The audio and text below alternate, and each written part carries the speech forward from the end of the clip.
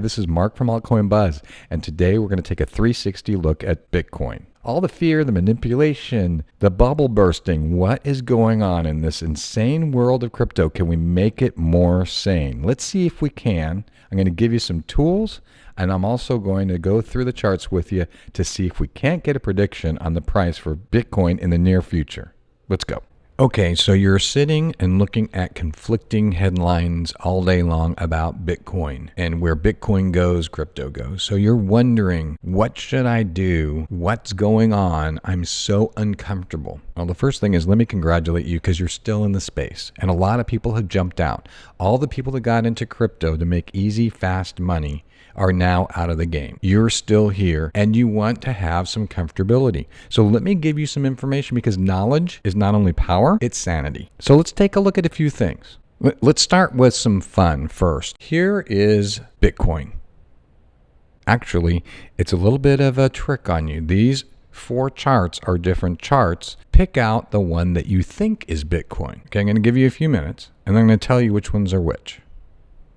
Okay, here are those 4 charts again. So you've got eBay, Bitcoin, Google, and gold. Hopefully you picked out the right chart for Bitcoin. It was a little confusing. They all look very similar. And we're going to look into these deeper on the charts, and it'll provide some perspective to this whole quiz and the reason that I did this. So hang in there. Okay, so here's the gold chart. Everyone likes comparing Bitcoin to gold, so we're looking at gold. And this is the area that we were looking at. Now let's say we got in this entry point right here.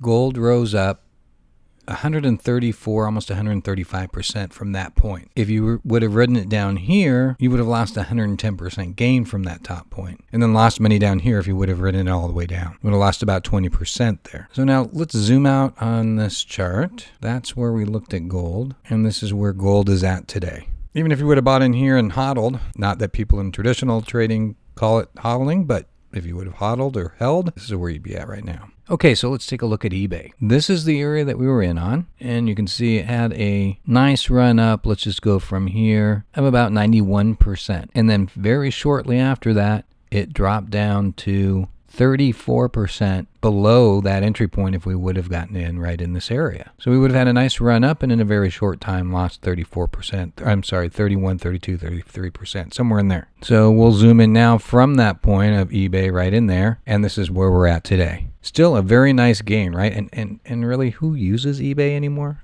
I'm not really sure, but still, if we would have held, here's where we would be today. Let's take a look at Google, and this is the area that we're looking at in that image. If we had entered in Google, let's just say at this price point right in here, our investment would have increased 56%. But over a relatively short amount of time, we would have lost 15% from that initial investment. So let's just zoom out on this chart a little bit here. And that's where Google is at today. Okay, Bitcoin. I think you see a theme going on here, so I'm not going to go through the whole thing, but let's just take a look at Bitcoin and zoom back on it. So this is the area that we were looking at back here, and this is where we're at today.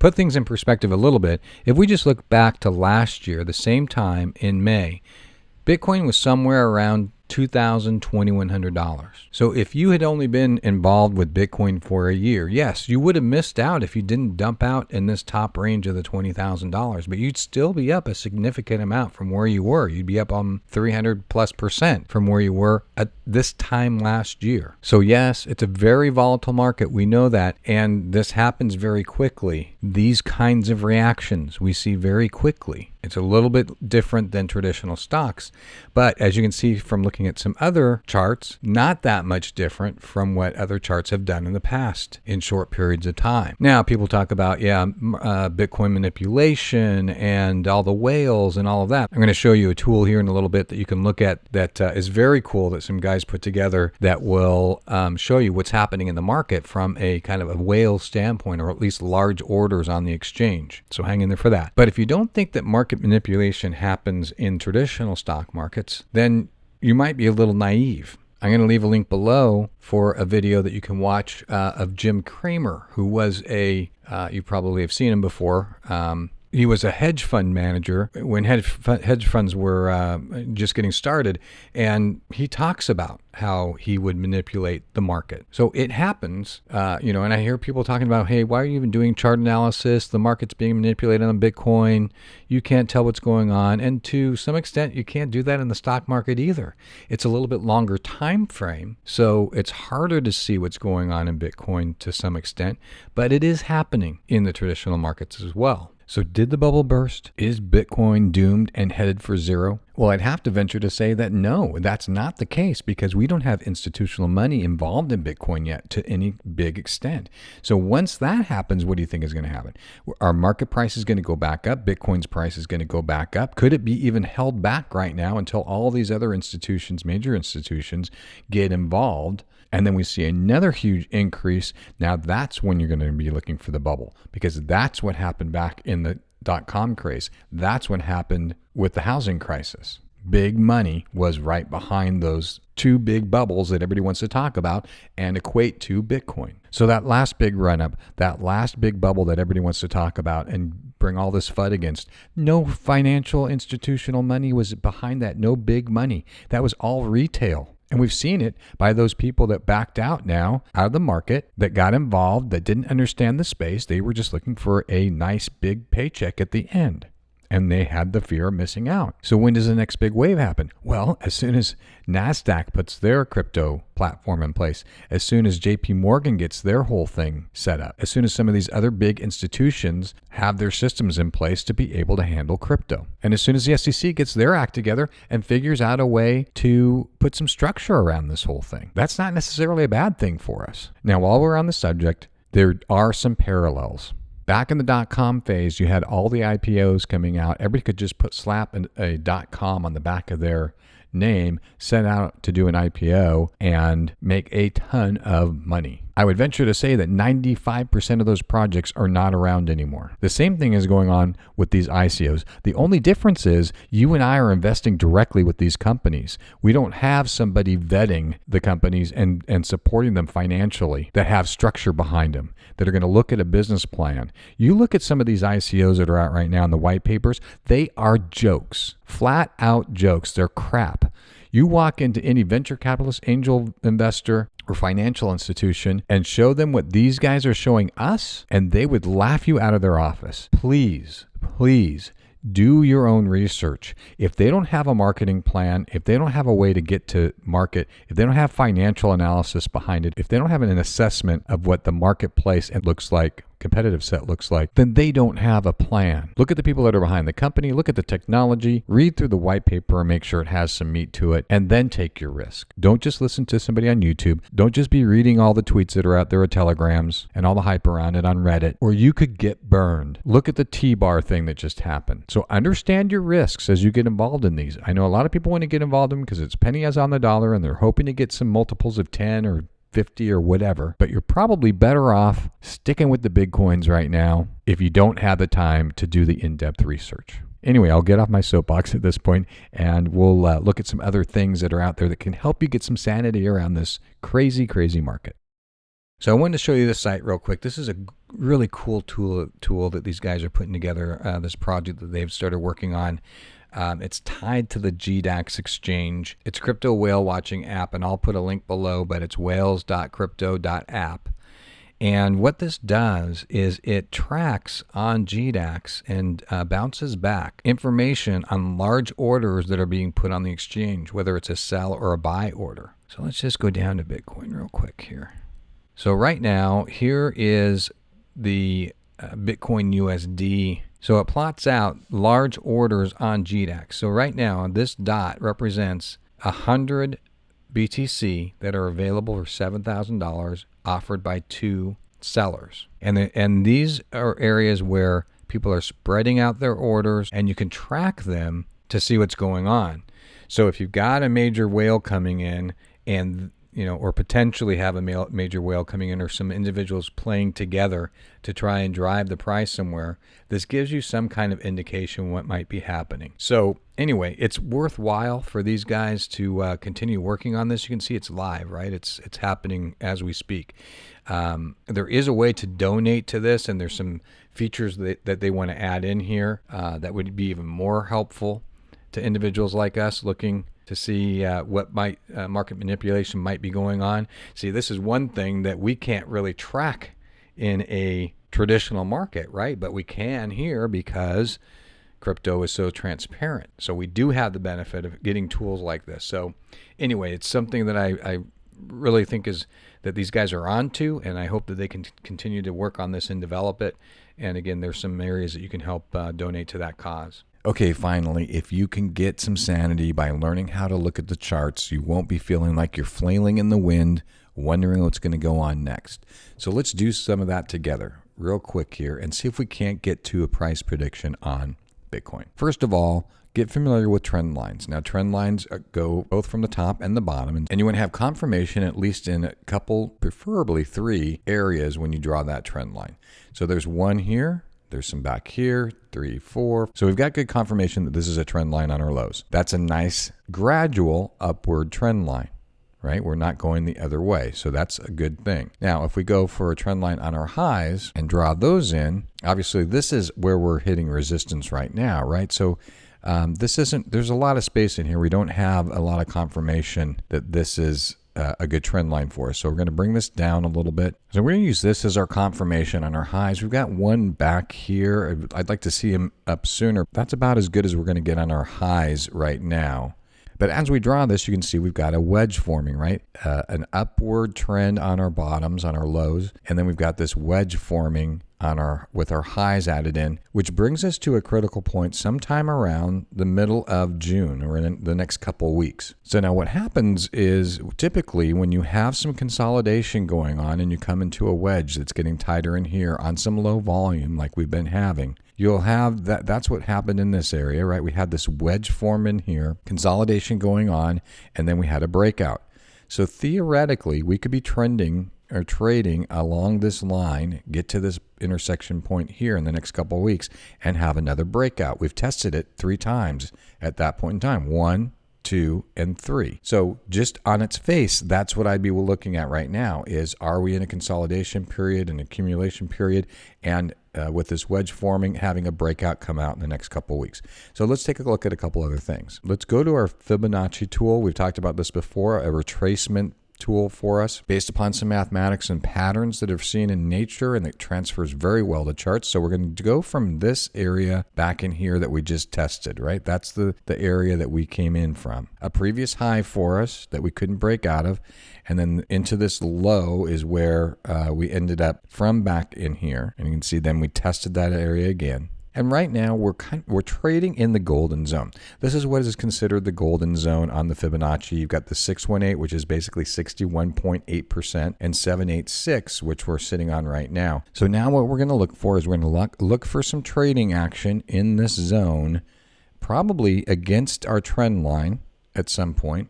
So right in here, right in this range of somewhere around 76.5, 77, and that 72, 73 range. And then once we get to this intersection or right in this area, this time frame, beginning of June, in the next week or 2, have a breakout. So that's what I'm going to be watching for. I'm going to be looking for some increased volume against that action. And I'm not just going to use those 2 things, the Fibonacci and those trend lines, to give me confidence. I'm going to look at some other indicators. And I'm going to show you the Ichimoku cloud because a lot of you have asked me to go through that. I just do the very basics on it, but I will show you that. If we look at the Ichimoku cloud, and you can see why it's called a cloud, you've got these clouds in the red and green here. Now again, we're going to stay very basic on this, and I've also taken off one of the indicators just so not to confuse things here. But what you've got is essentially a fast moving average, this blue line here that we're following, and then you've got your slower moving average, this red line here. And just like we talked about in moving averages the other day, when the fast moving average crosses over the slow, then we're looking at a potential uptrend. And when it crosses over the red, or the fast moving average crosses over the slow,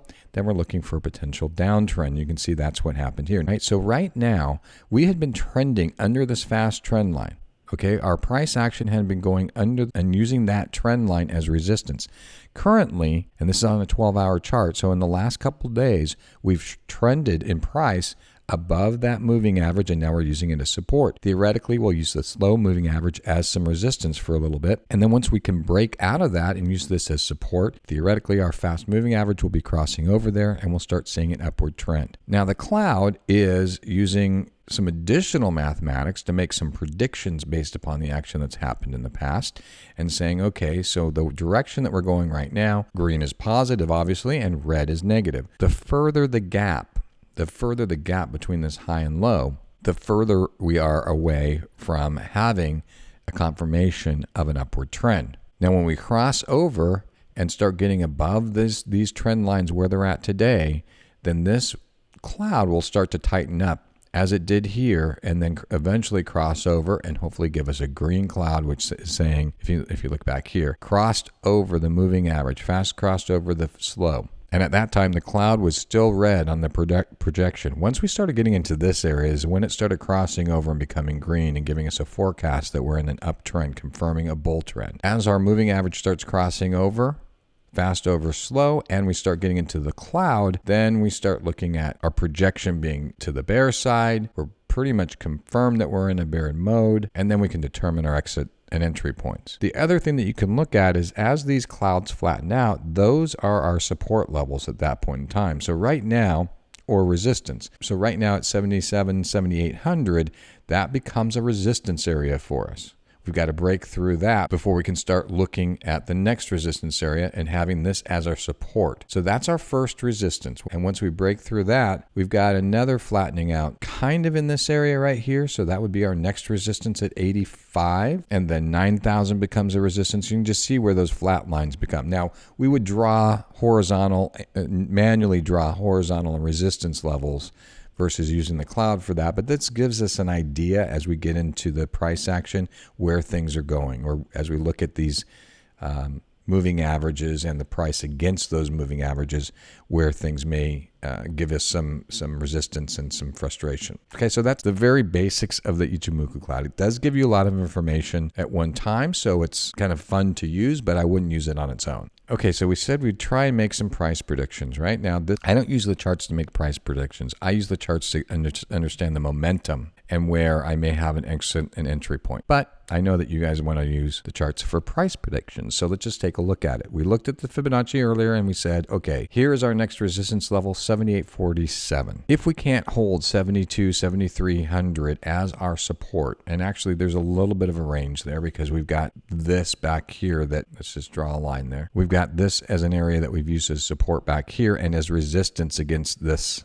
price action back in here when we had consolidation. So we've got a range. If we can't hold 73 to 7,000 as our support, then 65 is a realistic expectation back in this area to have as our next support level. However, it looks like we could maintain support here at the 7,300. We may hit off of the 79 area as resistance before we break through that wedge that we were looking at earlier. And then from there, 82.36, actually somewhere in that 8,000 range will be our next resistance. And then again, somewhere around 86, 87. So in my opinion, in the next week, and this is just my opinion, not unlikely that we will break through that $7,800, $7,900 level. We need to get some decent volume behind it, but it looks like we're in that consolidation area with very low volume. So we should see that volume hopefully come back very strong.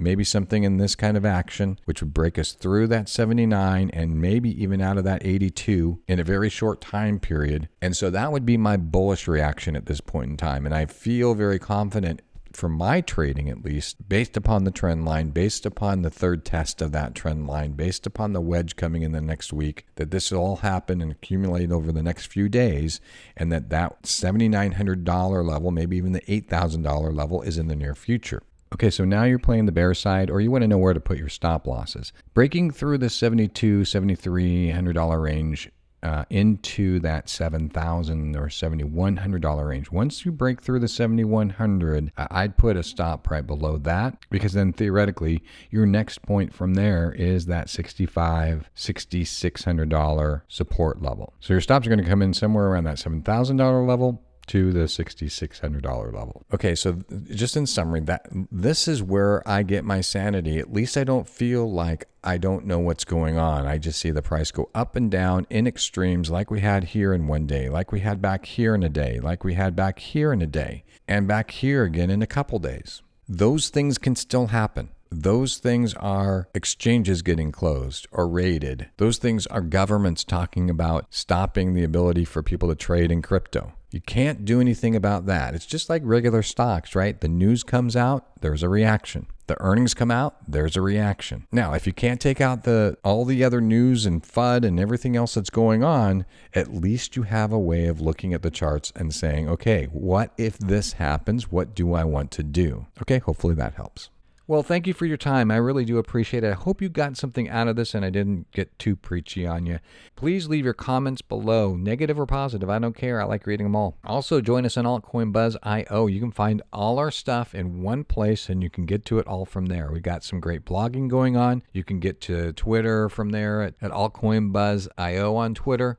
You can get to Facebook, Instagram, all of our great social media is all in one place right there. So that could be your first stop, but also make sure that you subscribe and hit the alert button if you would, so that you can get the great content that comes out when it comes out. There's a lot of people doing some great work here and really getting in deep to what's going on in the news. So please keep following us, and we do appreciate that you do. Until next time, may all your trades be good ones.